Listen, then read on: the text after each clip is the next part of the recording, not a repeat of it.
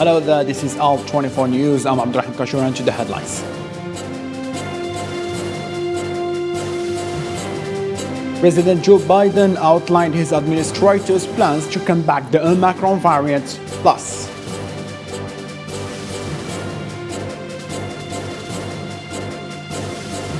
the number of victims of the worst floods in Malaysia in years has risen to 14 dead and more than 70,000 displaced.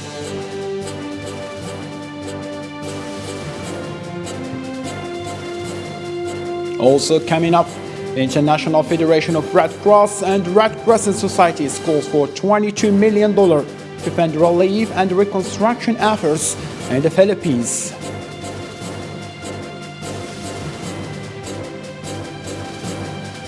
Media sources revealed that Sudanese Prime Minister Abdullah Hamdok intends to resign from his position during the coming hours due to the lack of consensus between the parties to the political process in the country.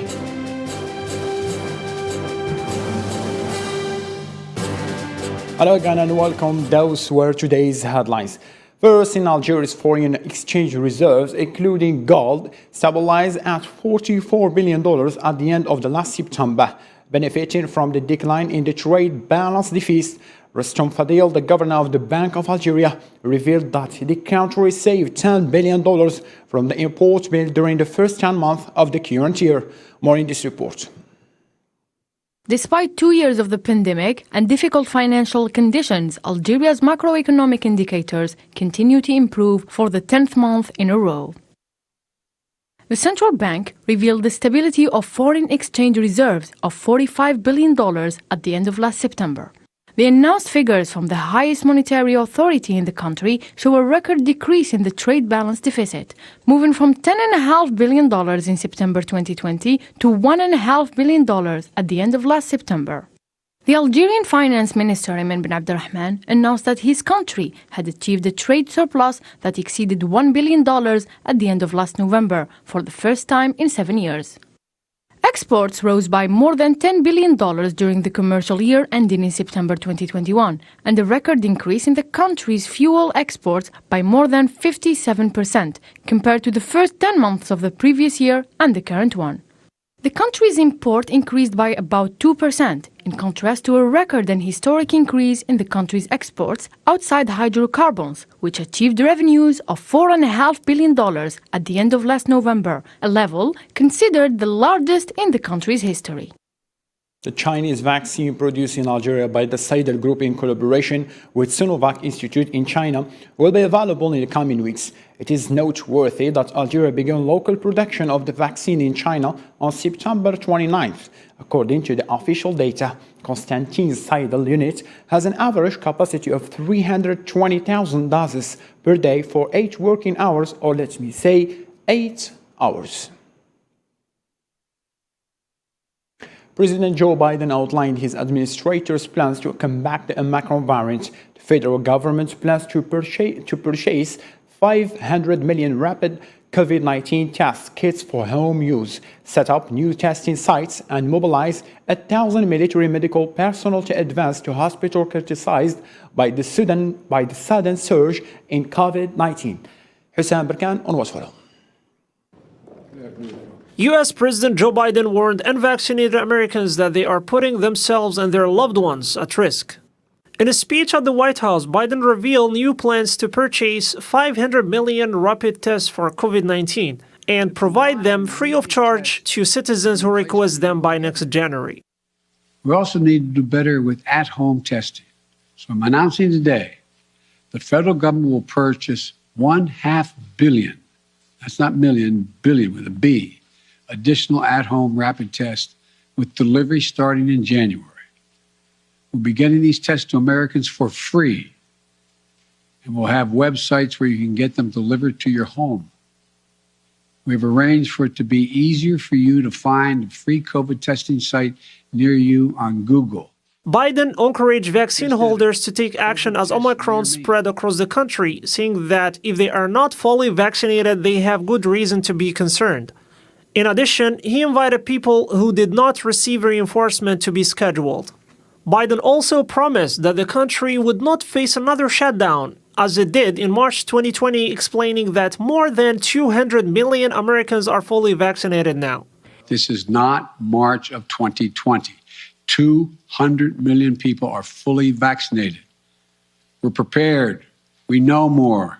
We just have to stay focused. President Biden is invoking the Defense Production Act to speed up production of 500 million tests and said that federal government will launch a website for people to order kits sent directly to their homes. The distribution of test kits will not begin until January. The British Prime Minister Boris Johnson announced on Tuesday that no further coronavirus restriction in England would be introduced before Christmas. Johnson warned that additional measures could be necessary next week. Following a record rise in COVID-19 infections in the United Kingdom, new restrictive measures were feared to be applied to curb the fast-spreading variant Omicron. Another 90,000 COVID cases were recorded in 24 hours across the UK, along with 172 deaths. But despite these high numbers, why would the British Prime Minister Boris Johnson roll out new measures? Boris says the uncertainty about several things about the variant is the reason. But in view of the continuing uncertainty about several things, severity of Omicron, uncertainty about the hospitalisation rate or the impact of the vaccine rollout and the boosters, we don't think today that there is enough evidence to justify any tougher measures before Christmas.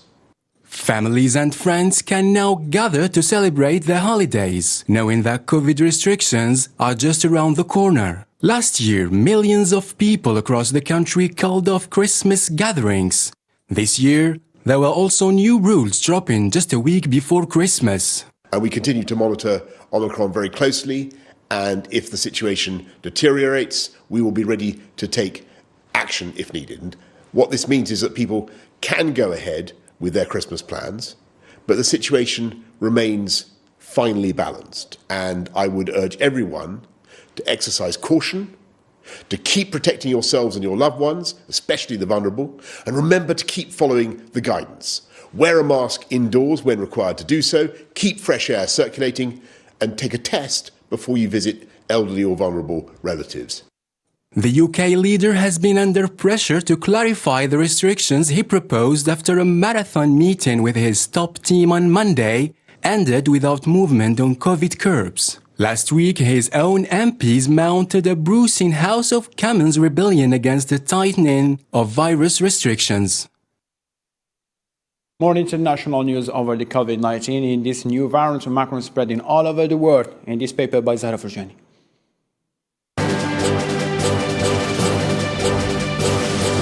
Portugal closed nightclubs and bars and ordered people to work from home for at least 2 weeks, starting on Saturday, to control the spread of COVID-19 over the holiday period.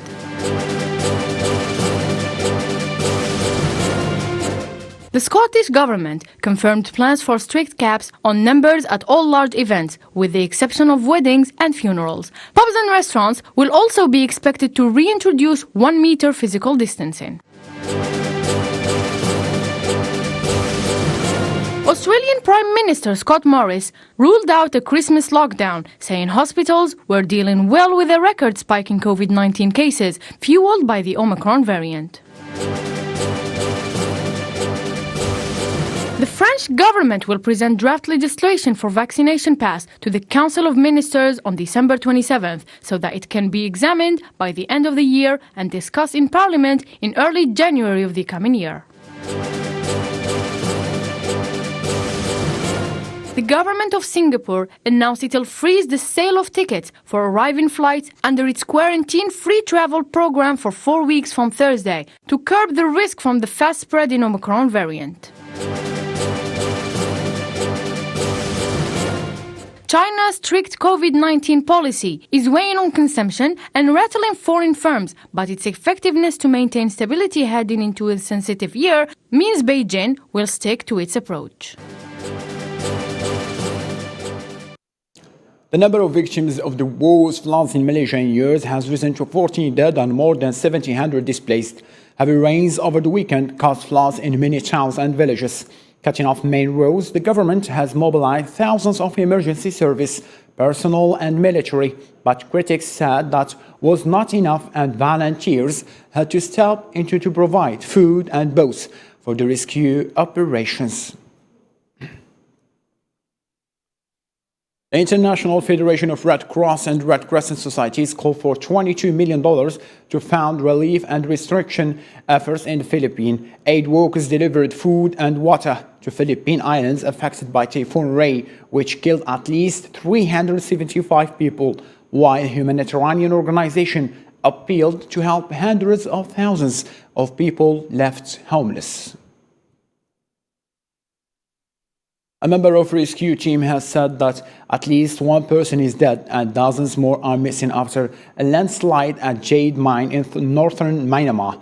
The landslide in the Pakant area of Kenshin State happened at around 4 a.m. on Wednesday, and there were fears up to 100 people were missing. About 200 rescuers were searching to recover bodies, and some were using boats to search for the dead in the nearby lake. Heavy rains that hit northwestern Idlib for several days flooded thousands of tents in refugees camp. People who are struggling to survive continue to face worsening humanitarian conditions. Thousands of families hit by the rain are seeking help after their only home is destroyed. Bodies of at least 9 people have been found in Myanmar's central region following a suspected air raid by military forces, according to a news report, adding that most of the victims were civilians, including 2 children. Media sources revealed that the Sudanese Prime Minister Abdullah Hamdok intends to resign from his position during the coming hours due to the lack of consciousness between the parties of the political process in the country. Zara Furjani has more to clarify. About a month after Abdel Fattah al-Burhan and Abdullah Hamdok reached an agreement which requires the return of Hamdok to the presidency and the release of 2 leaders, Sudanese media sources stated Hamdok's intention to resign from his position in the coming hours. The political agreement that enabled Abdullah Hamdok's reinstatement as a prime minister a month ago was supposed to restore the transition to civilian rule. At least that was the public attention. However, given the circumstances that surrounded even the agreement and the inability to meet its point, simply forced Abdullah Hamdok to resign. Now, of course, as we can see, the military is still holding firm control, preventing him to independently appoint a new cabinet. We still see political detainees in prison, and of course, freedom of expression is not protected or even is not allowed. Now, all these reasons made Abdullah Hamdok to reconsider his decision. And at the end, even if the military decide to ignore the public mass, Hamdok is a politician and they understand that he's forced to do an impossible task. Hamdok's decision has faced widespread criticism from parties and the general public. On Saturday, hundreds of thousands of people marched on the presidential palace, rejecting both military rule and Hamdok's decision to return. The country has suffered for a long time from conflict and abuses, let's say, for example, in Darfur, southern Kordofan, and the recent problems with the Blue Nile. We also know about the arbitrary detentions, torture, let alone restrictions of freedom and in media in general. All these we have seen in Sudan. Now, of course, all these happened under the control of the military. Sudanese, as all people, had a relief that finally there is some hope for change, only just to realize that the military is still yearning for power again. And there is no chance for that. And of course, people are hoping for better economy, for better life. But today it seems that even hoping to see glimpses that these can be changed is really not even possible. Some 47 people have died in crackdowns on protests against military rule, including 2 as a result of Saturday's protest. Sources close to Hamdok had said previously he would only remain in office if he had political support and if the agreement was enforced. Zionist occupying forces killed on Tuesday a Palestinian man who allegedly attempted to ram his vehicle into a military checkpoint in the occupied West Bank. Palestinian media said that the soldiers opened fire at the vehicle, killing the man and causing his car to deviate off course. crashed into a military vehicle and burst into flames near the northern West Bank town of Jenin. The identity of the murdered Palestinian was now instantly announced, and there were no reports of injuries to the Zionist forces. UN Special Coordinator for the Middle East Peace Process, One Excellent, warned that violence in the occupied West Bank lead to destruction of troops in Gaza. During his briefing at the United Nations Security Council, One Excellent expressed concerns over recent developments in the occupied West Bank, including East al-Quds and deteriorating security situation. A postponement raises the possibility that the oil-rich North African nation could again descend into the fragments and violence that have marked the decades since its last leader, Muammar Gaddafi, was toppled. More to be clarified in this report by our friend. Nearly 100 candidates declared they were running for the president, a few of them among the most prominent in Libyan politics. More than a third of Libyans registered to vote, and most signaled their intention to cast ballots. Western leaders and United Nations officials had thrown their support behind the election, one they said represented the best hope of reunifying and pacifying a country still largely divided in two and days from nearly a decade of internecine fighting.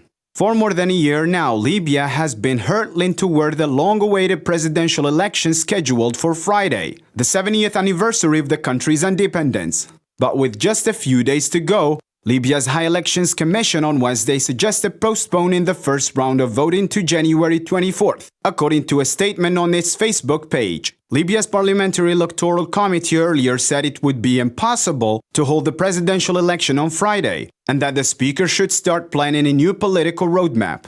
A delay poses the risk that the oil-rich North African nation will again descend into the fragmentation and violence that have marked the decade since the ex-president Muammar Gaddafi was toppled and killed in 2011 revolution, though no one has formally announced a change in plans. Government officials, diplomats, and Libya voters alike have acknowledged that voting on Friday would be impossible. The question now is not only when the vote might take place, but whether a postponed election would be any less brittle, and who would control Libya in the interim.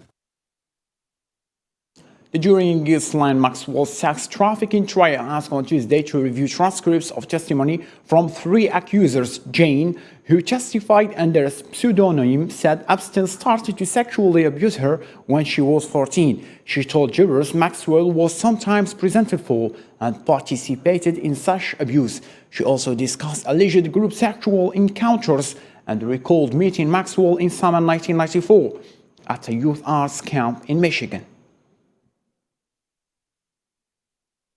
Jurors retired after starting deliberation in the manslaughter trial of Kimberly Potter, the former Minnesota police officer who mistook the handgun for taser, shot black motorcycle donuts right during a traffic stop.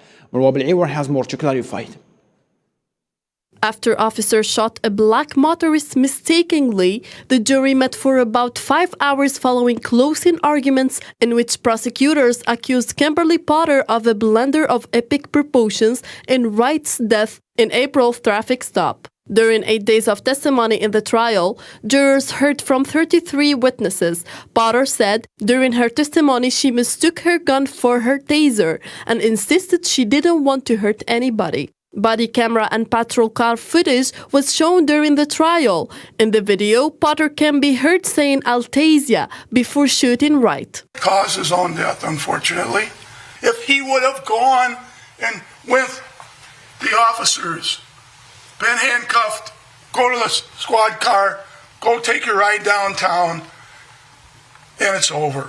In final remarks to the jury, prosecutors said Potter acted recklessly and with culpable negligence in drawing the wrong weapon, while the defense argued the young black man caused his own death by resisting arrest and attempting to flee. Potter, who is white, is charged with first and second-degree homicide. Potter would face a sentence of about 7 years under state guidelines. If sentences of the most serious charge, however, prosecutors have said they will seek more. Thousands of supporters of Georgia's imprisoned opposition leader and ex-president Mikhail Saakashvili rallied Tuesday, threatening a mass hunger strike to achieve his release after doctors indicate he had been tortured in detention, waving Georgia's 5 across flag and holding banners that read "Free Saakashvili."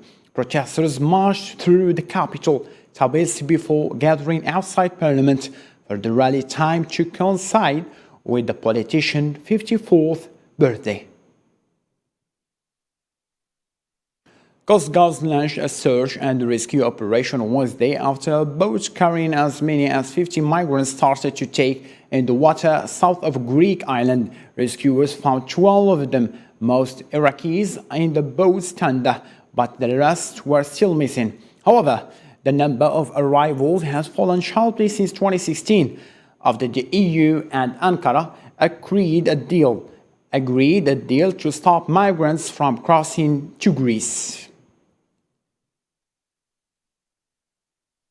A special report published this week showed that a meeting arranged by a member of Donald Trump's 2022 presidential campaign, the report says an election worker was pressed by Chicago publicists to falsely admit voting fraud. More in this report.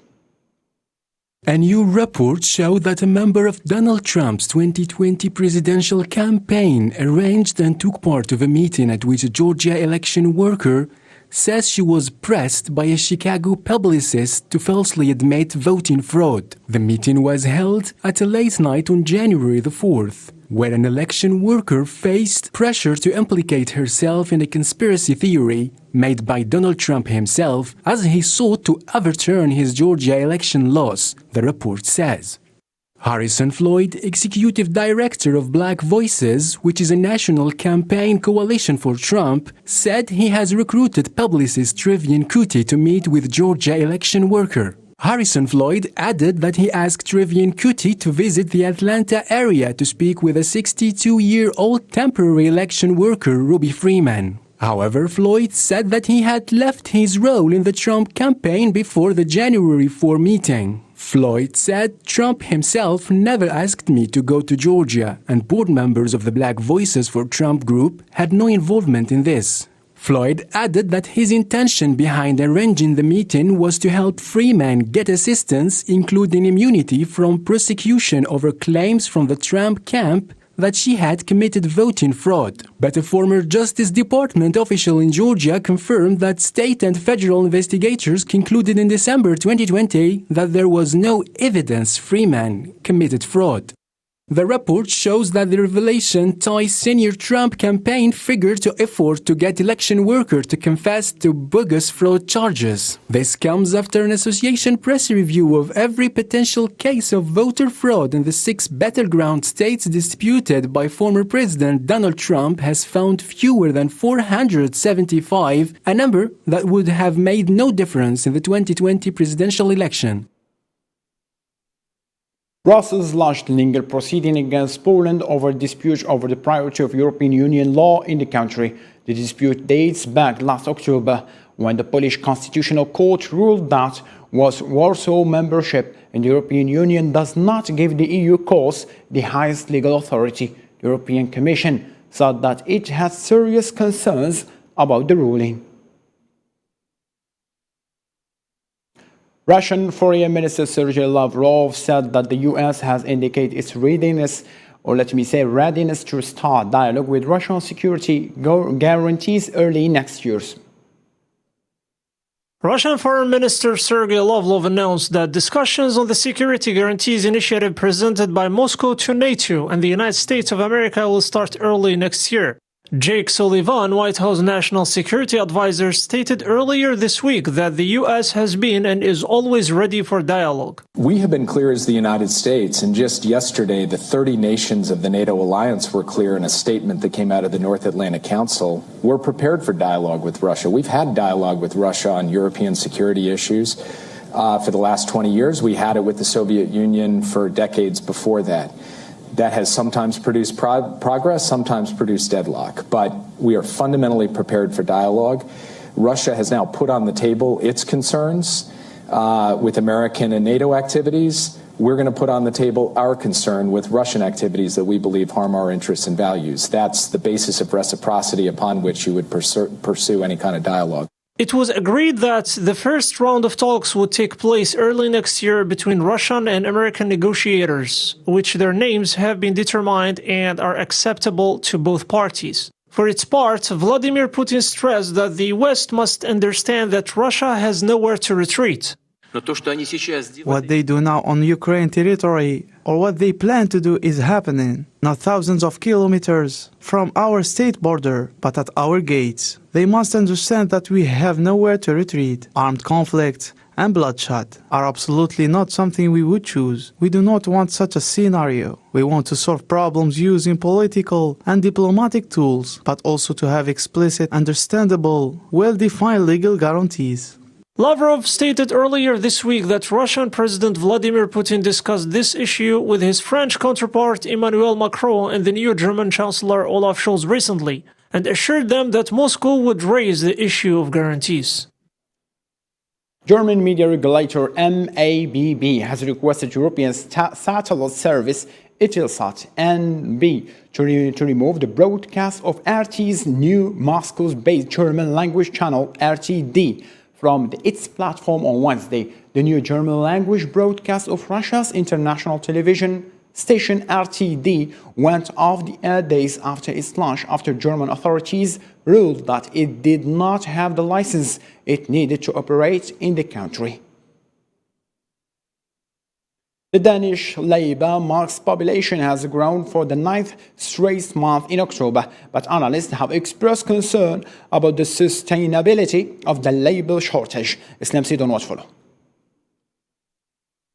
In October, an additional 12,000 people were hired, bringing the total number of employees to 2,895,000, and this data was published by Denmark Statistics. While this trend has been described as impressive, analysts have also expressed concerns about the possibility of curbing economic growth. This gives a fuel to a growing concern over whether the speed of employment growth is too high for the Danish economy. We are not currently in overheating, but the risk is growing.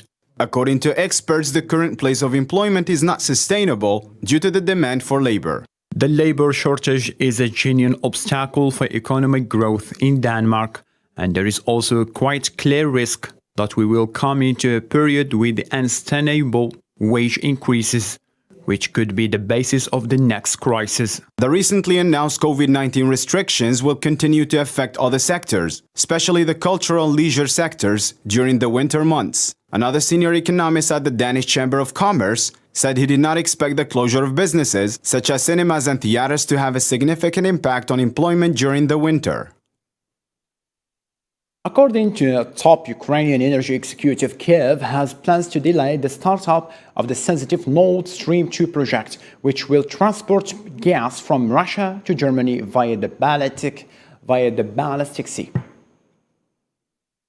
On Thursday, Yuri Vitrenko, chairman of board of Naftogaz, posted on Facebook, "We have a strategy for future legal steps to obstruct the inauguration of this Russian pipeline."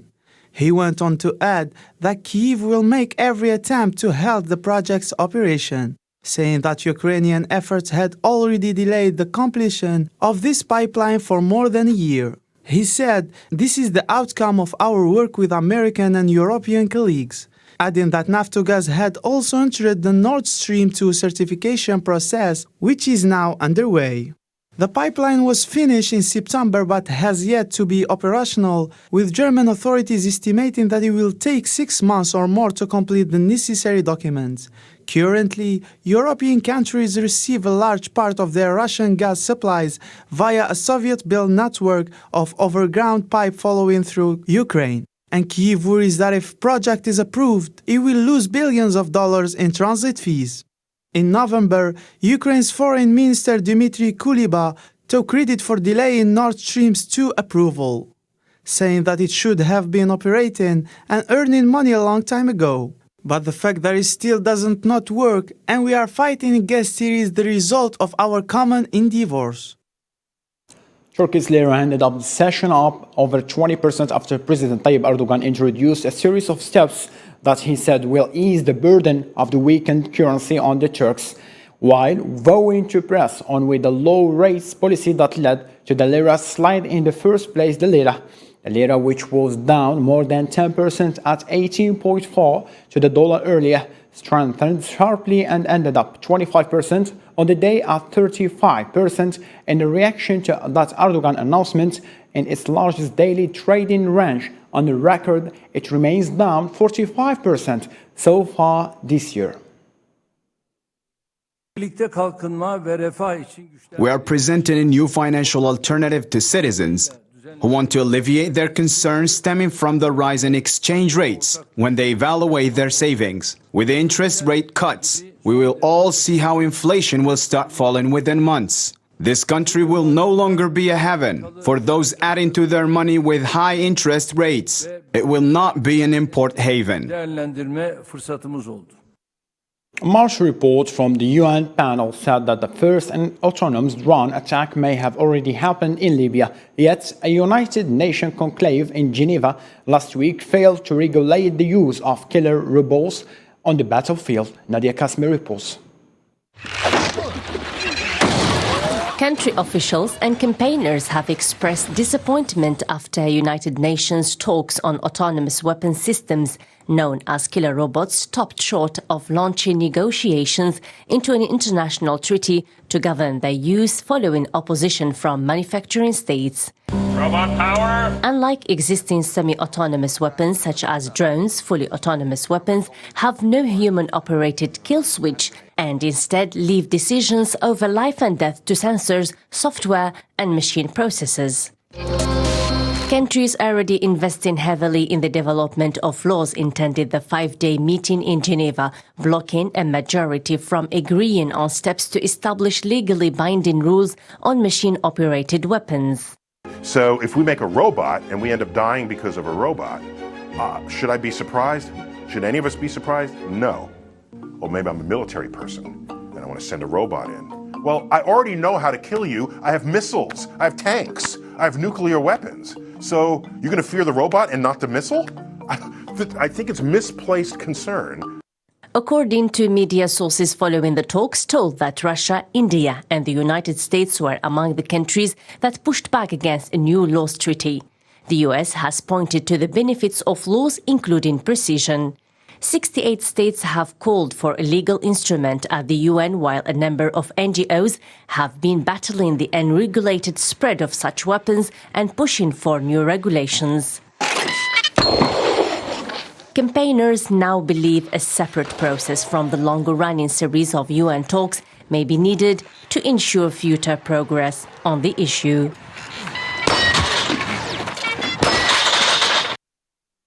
Ending up with sport, this roundup will shed light over the main events all around the globe. The NBA leading Phoenix Suns defeating the Los Angeles Lakers 108-90 on Tuesday. With Devin Booker and DeAndre Ayton leading the way, Lakers superstar LeBron James suffered the left ankle injury. As the Suns won their 4th game in a row and 6 in 7 starts, Booker had 24 points, 9 rebounds and 7 assists, while Bahamas big man Ayton had 19 points and 11 rebounds. The Suns, who lost in the NBA Finals to the Milwaukee Bucks last season, boosted their record to 25-5, just ahead of the Golden State Warriors 26-6. The squad is off its second best 30-game start in franchise history. Suns will take it to the finish line. Lewis Hamilton might face sanctions if he fails to attend the International Automobile Federation's year-end event in Paris, according to Mohammed bin Sulayem, who was elected the new FIA president on Friday. At the close of a week in which the FIA held its General Assembly and award ceremony in Paris, the 60-year-old Emirati was elected to replace Jean Todt as president, and he was immediately questioned about whether Hamilton's boycott had broken FIA regulations. Tottenham Hotspur's European campaign is done after Rennes won 3-0 in their last Europa Conference League group match on Monday. Due to many of the COVID-19 cases in the team, Spurs were unable to play on December 9. As a result, they finished third in the group, behind Rennes and Vitesse of the Netherlands. The Premier League announced on Monday its intention to continue with the scheduled matches over the traditionally busy Christmas and New Year period. Despite more than 90 confirmed coronavirus cases among player and staff in last week, Liverpool captain Jordan Henderson fears player welfare is too low down the list of football's priorities as the English game continues to grapple with the impact of the COVID-19 pandemic. To this end, ladies and gentlemen, let's have a reminder of our main stories. President Joe Biden outlined his administration's plans to combat the Omicron variant. Plus,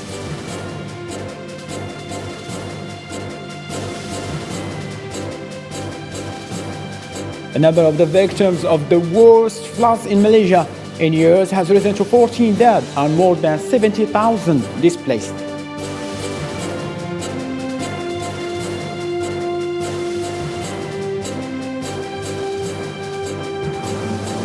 The International Federation of the Red Cross and Red Crescent Societies called for $22 million to fund relief and reconstruction efforts in Philippines.